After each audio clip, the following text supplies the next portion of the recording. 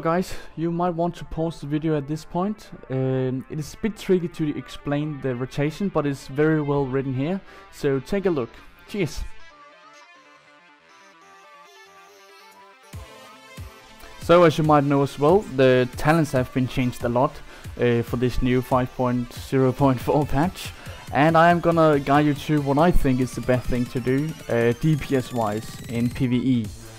To be honest, not many of our talents directly impact our DPS on several bosses. Anyways, in the first tier, which you get in level 15, I'm gonna take Pursuit of Justice, where I get 15% movement speed at all times, plus an additional 5% for each current charge of holy power, up to 3.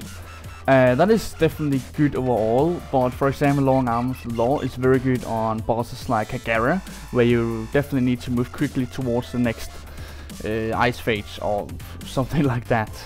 But again, it's definitely up to each individual fight what you want to take here. Speed of Flight is also really good and only 45 seconds cooldown. In the next spec, tier level 30, again not really that important and not doing anything to our DPS, so I just took Burden of Guilt in case I get into some PvP action. I love to be able to slow. Fist of Justice may be really good for some bosses, or where you need to interrupt or stun some mats or whatever. In the third tier, which is level 45, I take Chakra Shield. Again, that is not affecting our DPS at all, but it is definitely helping our healers in the raid and helping us sustain more damage, since we do not have to go into defensive mode. Selfless Healer is really good. It is gonna drop our DPS a little bit, simply because it's gonna take up a global cooldown. And Eternal Flame is also really good, healing wise, really good, and you can also help other people with it. But again, it is gonna take up 3 of our holy powers plus an additional global cooldown. So what I like to take is plain and simple Sacred Shield. Puts a shield on us, which holds up for 32 seconds, and yeah, plain and simple, just reduces damage. And I pop that shield whenever I have 1.5 seconds to use, where I kinda have nothing else to press, no Crusader Strike, everything is on cooldown, then I blow my Sacred Shield.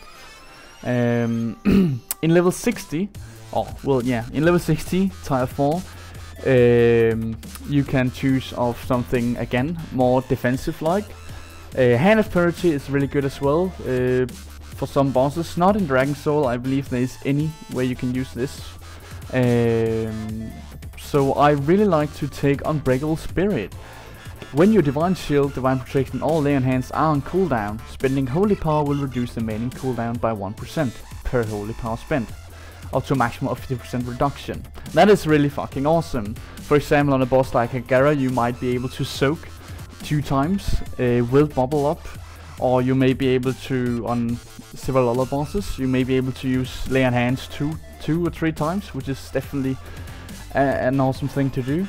And nonetheless, you can also definitely take Clemency, where you can use Hand of Freedom, Hand of Protection, all our hands basically, and use them twice before they start going on cooldown. And for example, if you are doing a lot of threat, Hand of Salvation is really, really good. And if it is a boss where you're gonna get slowed and stuff, Hand of Freedom times 2 is really good, for example, Hagara. So in level 75, we finally get something that is affecting our DPS. And I did a lot of theory crafting yesterday, Wednesday, when the patch came out, and on the beta I really loved Divine Purpose, and it is annoying to not have that many cooldowns to blow off, but I tested it out and Divine Purpose is definitely doing the highest DPS. Really, there's no doubt about that, in my situation here at least. Maybe you got some other results, but for my case, Divine Purpose is doing the best. I did a dummy DPS test where I did 42k DPS, cell buffed with Divine Purpose, and reforged all the haste I could, all the mastery I could into haste. So getting as much haste as possible. Certified Rat I would not recommend to use. It's more likely a PvP thing, to be honest. And Holy Avenger is also really good, but I did 36k DPS spec into Holy Avenger. So that's a 6k DPS downgrade from Divine Purpose. But it is definitely good for some bosses where you definitely need to nuke. For example, Spine.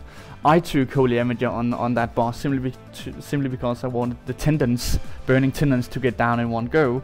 And Holy Avenger is just one sick burst. But overall, sustained DPS and also really fun gameplay, you want to take Divine Purpose simply because it grants you some really nice procs. I mean, 25% proc chance is really a lot, and you can get some sick ass bursts with that as well. And to be honest, I actually did happen to get more bursts with Divine Purpose than Holy Avenger. I topped at 75k cell buffed burst with Divine Purpose and only about 69k with Holy Avenger. So that's definitely a difference that I would keep in mind.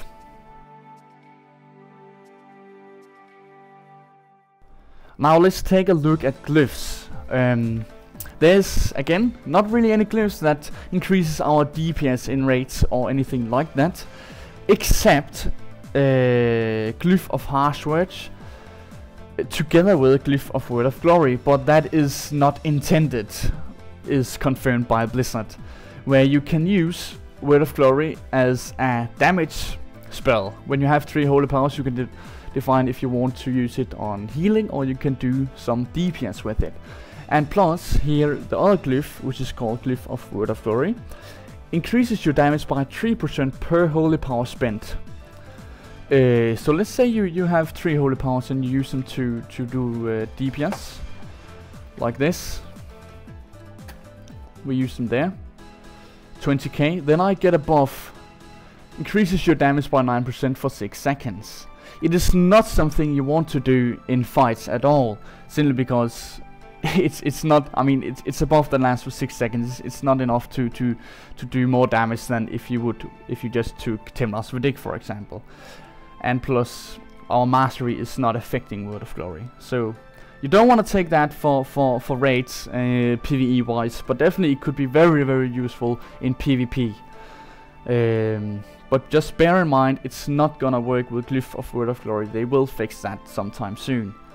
Nonetheless, there's not really any glyphs that will increase our damage, except maybe Glyph of Double Jeopardy. Judging a target increases the damage of your next judgment by 20%, but only if used on a different target. That is definitely a DPS increase if you are fighting against the boss with several targets or many adds or something like that. It's gonna increase your damage on judgment by 20%. And that's definitely a DPS increase, but it's not very likely to be used. I mean, Spine of course would be a DPS increase, and yeah, just bosses with more than one target. And that's to be honest about that.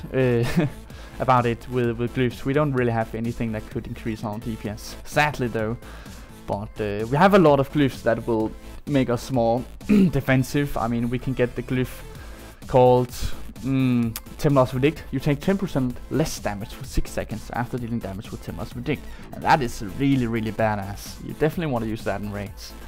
And also we have Mass Exorcism, reduces the range of Exorcism to melee range, but causes 25% damage to all enemies. That is definitely a sick ass spell for AoE.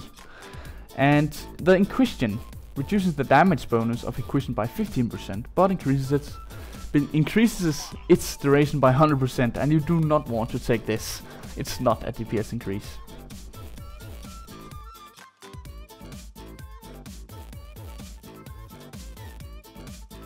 So the last thing I just want to mention about the patch changes, guys, is that the hit chance percentage has been lowered down to 7.5%, and the expertise cap as well. So you want to downgrade your hit rating a little bit and maybe reforge away if you got too much.